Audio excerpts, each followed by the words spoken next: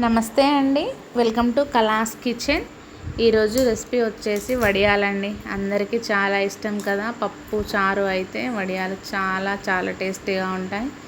వీడియోలో చూపిస్తున్నట్టు అవి చాలా మంచిగా ఎండిన వడియాలండి, చాలా బాగా ఎండిపోయాయి.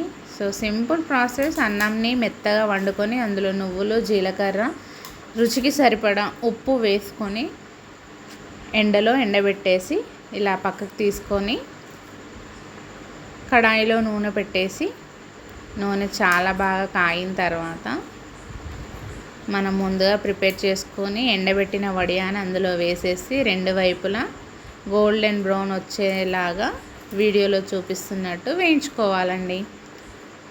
ఎంతో టేస్టీగా ఉండే వడియాలు రెడీ. ఇవి పప్పుచారు, సాంబార్ అన్నంలోకి చాలా చాలా బాగుంటాయండి. ఇలానే మిగతావన్నీ కూడా చేసేసుకొని ఇంట్లో అందరికీ సర్వ్ చేశారండి. అందరూ ఇష్టంగా తింటారు.